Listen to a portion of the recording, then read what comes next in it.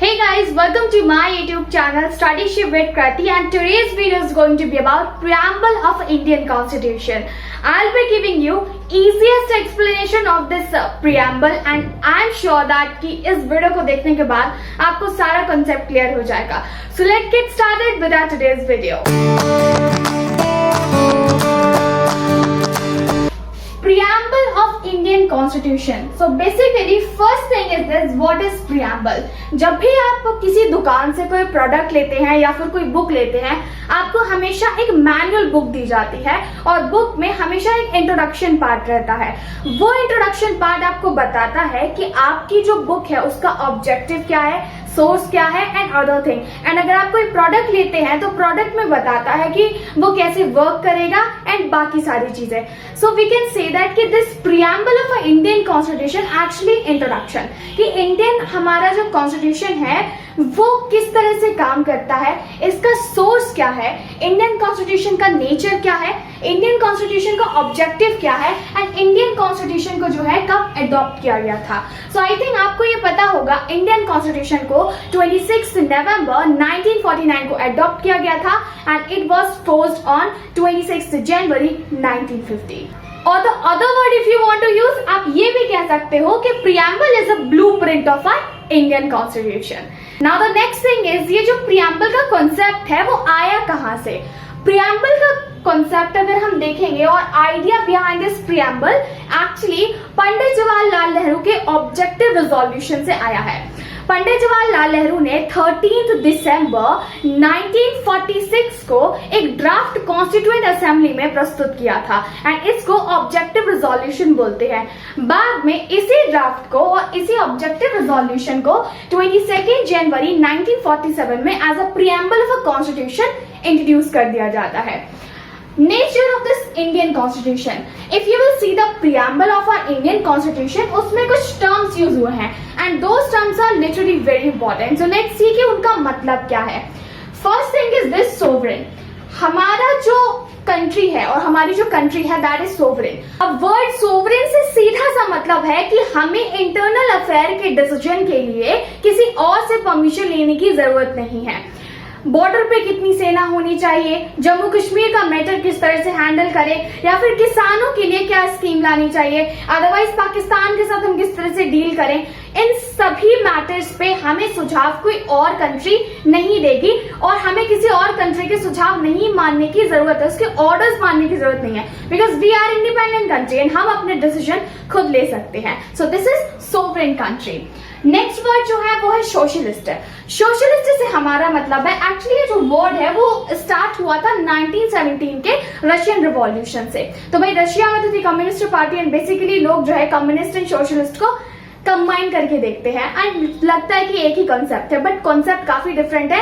And यहाँ पे तीसरा कॉन्सेप्ट आता है जो कि हम इसमें इंडियन कॉन्टेक्स्ट के रूप में बात करेंगे. सोशलिस्ट जो है अगर हम देखें इंडियन कॉन्टेक्स्ट में, तो हमारे जो लीडर्स थे दे बिलीव दैट कि हमारी कंट्री को वर्क करने की जरूरत है, हमारी कंट्री की गवर्नमेंट को need to work not only for one elite section but for all. Like poor के लिए भी काम करेगी और अमीरों के लिए भी काम करेगी. We have to actually reduce the trench between poor and rich. So government for all we mean socialist. Third important word होने वाला है सेक्युलर. सेक्युलर जो वर्ड है एक्चुअली वेस्टर्न कंट्री से इमर्ज हुआ है और बाकी सभी कंट्रीज के लिए इसका मतलब अलग है. And for Indian context when we say that secular, it is different. Secular अगर जनरल टर्म में देखा जाए, इट इज मीन दैट कि स्टेट जो है वो रिलीजन को अपोज करता है, you can say state anti religion है, ठीक है.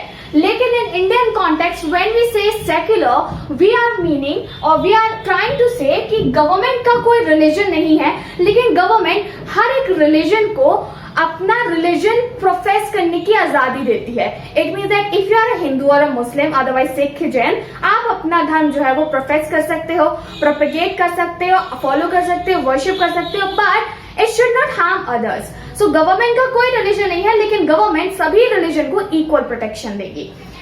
Fourth term is democratic. Democratic we mean by the people, for the people and to the people. Last term है हमारा रिपब्लिक। रिपब्लिक टर्म से मतलब होता है जिस कंट्री में head of the state is actually elected by people, और इसका ऑपोजिट हम कह सकते हैं मोनार्की। मोनार्की जिस कंट्री में होता है उसमें हेड ऑफ द स्टेट कौन होता है? मोनार्की। तो मोनार्की कैसे आता है? क्या लोग उसको इलेक्ट करते हैं? नहीं, इट्स एक्चुअली हेरिडिटरी जो है कॉन्सेप्ट वो चला आता है। एंड मतलब दादा थे उसके, फिर पिता आते हैं, फिर पिता के बाद बेटा आता है, राजा का बेटा राजा। सो ये वाला कॉन्सेप्ट जो है रिपब्लिक से एकदम उल्टा है। So head of the state actually elected by people, and इस कॉन्सेप्ट को हम रिपब्लिक बोलते हैं। अगर इंडिया में देखा जाए तो हेड ऑफ द स्टेट जो है वो प्रेसिडेंट होता है, एंड प्रेसिडेंट को हम इलेक्ट करते हैं। तो इलेक्ट दो तरीके से किया जाता है, एक तो हो गया डायरेक्ट इलेक्ट एंड एक हो गया indirect elect. Ultimately we are sending our representative, और वो रिप्रेजेंटेटिव जो है हमारे बिहाफ में लीड कर रहा है। Fifth is going to be objective of this preamble. तो प्रियम्बल का ऑब्जेक्टिव क्या है, उसके लिए हमें फर्स्ट टॉपिक देखने की जरूरत है, that is justice. Justice should be there in social, economic and political sphere. Social affair से हमारा मतलब है कि there shouldn't be any type of a discrimination on the basis of caste, creed and religion.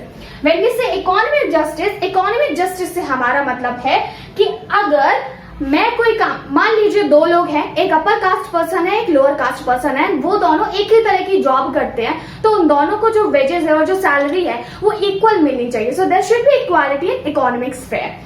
And when we say political, चाहे अंबानी हो या फिर मैं हूं या फिर आप हो, सभी के पास वोटिंग राइट है, एंड ईच पर्सन का जो वोट है वो इज इक्वल्स टू 1 वोट। ऐसा नहीं है कि अंबानी जो वोट देते हैं वो 1 vote is equals to 10। So is part of this democratic country, and उनका वोट का वैल्यू उतना ही होगा जितना कि आपका या मेरा होगा।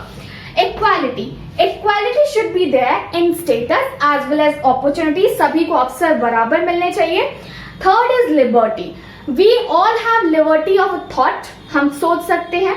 We have liberty of expression, we have liberty of belief, आप अपना रिलीजन प्रोफेस कर सकते, मतलब फॉलो कर सकते हैं। I can profess mind, faith and worship. Now the last objective here is fraternity, मतलब feeling of a brotherhood that actually connect India. तो मतलब there is a unity and integrity of this India. Now next one is going to be which is not related to this. Here I am adding this portion क्योंकि ये preamble से ही related है। अब देखिए India में हुए थे 2 case, और दोनों केसेस को हमें एनालाइज करना होगा क्योंकि preamble से रिलेटेड एक क्वेश्चन जरूर आता है कि क्या प्रियम्बल को अमेंड किया जाता है। I give in my B honours political science first semester exam, उसमें हमसे ये सवाल पूछा गया था, तो क्या प्रियम्बल को अमेंड किया जा सकता है।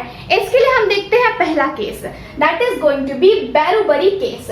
तो बेरुबरी केस में जो है यहाँ पे कहा जाता है, सुप्रीम कोर्ट ने अपनी रूलिंग दी थी और कहा था कि प्रियम्बल जो है is not a part of our constitution. Whereas इसके उलट एक और रूलिंग जो है सुप्रीम कोर्ट देता है, केशव नंदा भारती केस, और इस केस में कहा जाता है कि preamble is a part of our constitution. So आपको एक चीज पता हो या ना हो, अभी रिसेंटली केशव नंदा, जिनका ऊपर ये बहुत ही फेमस है, और जो भी लॉ के स्टूडेंट रहते हैं, पॉल साइंस के स्टूडेंट होते हैं, उनको ये केस पढ़ना ही पढ़ना होता है। सो इनकी अभी रिसेंटली डेथ हो गई है। केशव नंदा भारती केस में सुप्रीम कोर्ट ने अपने ही रूलिंग को पलट कर कहा था कि नहीं भाई, preamble is a part of our constitution. अब देखिए क्या होता है, 42nd अमेंडमेंट एक्ट आया 1976 में, और ये उस दौरान की बात कर रहे हैं जब इंदिरा गांधी सरकार में थी। इन्होंने इमरजेंसी इंपोज की थी, नेशनल इमरजेंसी। फखरुद्दीन अली अहमद उस वक्त के प्रेसिडेंट थे, और बहुत सारे पार्ट जो है वो कॉन्स्टिट्यूशन में चेंज कर दिए थे। 42nd अमेंडमेंट ऑफ 1976 में इस अमेंडमेंट के थ्रू कॉन्स्टिट्यूशन में 3 न्यू वर्ड्स का एडिशन किया जाता है। First one is actually socialist, दूसरा वर्ड है secular, and third word is Republic. तो दीज आर एक्चुअली 3 टर्म्स जिनको 42nd अमेंडमेंट ऑफ 1976 के बाद प्रियम्बल में ऐड किया जाता है।